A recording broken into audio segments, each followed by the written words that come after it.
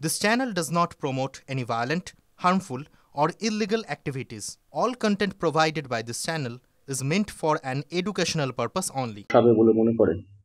দেখুন, এত আগাম কিছু বলা সম্ভব না, কারণ বর্তমান যে রাজনৈতিক প্রেক্ষাপট বা যে ধরনের পরিস্থিতি চলছে, এই পরিস্থিতিতে আগামী দিনে শাসক দল তার শক্তি অবশ্যই ধরে রেখেছে এবং বিরোধী দল বিভিন্ন রকম প্রোপাগান্ডার মধ্যে তারা অঙ্ক কষে না চলে বুথ ভিত্তিক যে তাদের সংগঠন সেটা অনেক দুর্বল, উইক।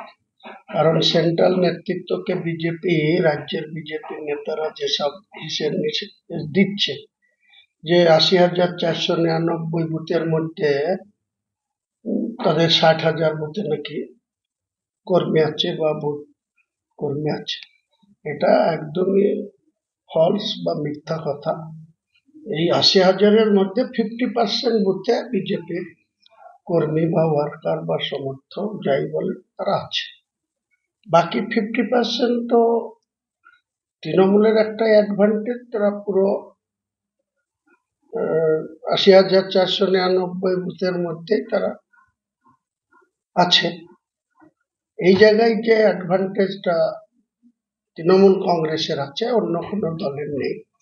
আর সিপিএম কংগ্রেসের এই যে জোট, এই জোটটা কংগ্রেসের লোকরাও সিপিএম এর সঙ্গে জোটটা ভালোভাবে নেয় না।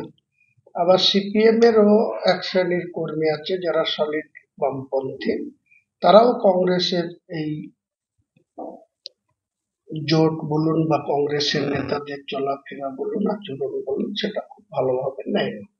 কাজেই এত আগে ভোটের অঙ্ক কষে সঠিক মূল্যায়ন করা বা তাদের বিষয় নিয়ে এখনই বলার সময় আসেনি। এটা আফটার পুজোর পরে, মানে নভেম্বর নাগাদ মোটামুটি একটা ধারণা দেয়া যেতে পারে। অধীর চৌধুরীর কি জেলায় গুরুত্ব কমেছে? দেখুন, অধীর চৌধুরী তো সর্বভারতীয় নেতা হয়ে গিয়েছিল, লোকসভার নেতা, প্রদেশের সভাপতি 10 বছর ধরে। ফেব্রুয়ারি মাস 2014 থেকে 2024-এর ইলেকশন অব্দি প্রদেশ সভাপতি ছিল।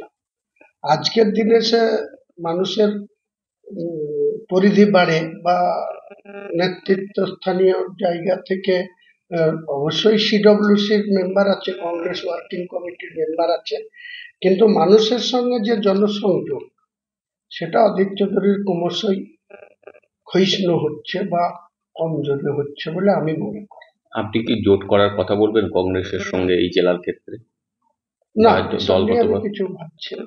বা দল যদি কংগ্রেসের সাথে জোট করে ভালো হবে? সেটা হাইকমান্ড বুঝবে, রাজ্য নেতৃত্ব বুঝবে। আমি তো এসবের সিদ্ধান্ত দেওয়ার বা নেওয়ার কেউ নই।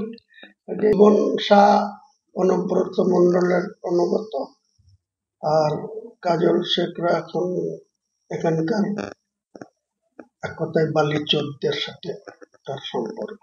এ নিয়ে আমি কিছু বলবো না, ওটাও মালদা জেলার ব্যাপার। ওটা রহিম বক্সি কি বলছে, সাবিত্রী মিত্র কি বলছে, ও নিয়ে আমি কোনো মন্তব্য করব না। আপনাদের এক ধরনের মিডিয়ারা এসব উল্টো পাল্টা ব্যাখ্যা করে, আমার জন্য বলে বেড়াচ্ছে ওই 11 তারিখে অভিষেক বন্দ্যোপাধ্যায় নাকি আমাকে চমকিয়েছে, কড়কিয়েছে, আমি নাকি চমকি গিয়েছি, ভয় পেয়ে গেছি, এসব বলবে, এসব অপপ্রচার। আমি অন্যায় করি না, আমি কোনো নেতার সামনে মানে মাথা নত করে পিছুও হটে না। আমি ন্যায়ের পক্ষে থাকি, ন্যায়ের পক্ষে আছি, আজীবন যে কটা দিন বাঁচবো ন্যায়ের পক্ষে থেকে রাজনীতি করে যাব। মিডিয়ার অপপ্রচার, অপব্যাখ্যা বিভিন্ন জায়গায় ফোন খুললেই শুনছি। আমাদের এই জেলার যেসব ভূমিপুর নেতা আছে যারা নিজেদের কোনো অস্তিত্ব নাই, অপরের অস্তিত্ব দেখে তারা চলাফেরা করে, তো সেই সব নেতারা অপপ্রচার করে বেড়াচ্ছে, আমাকে নাকি এই করেছে, ওই করেছে, তাই করেছে। তো এসবের তো কোনো ব্যাখ্যা দেওয়ার আমার দরকার নেই, কারণ কে কি সেই পাগলে কিনা বলে ছাগলে কিনা খায়। তো এই পাগল ছাগলদের কথার তো কোনো জবাব আমি দেবো না। আর মালদা জেলার মানুষ, মালদা জেলার যখন ভোট আসবে তখন মালদা জেলায় কি হবে না হবে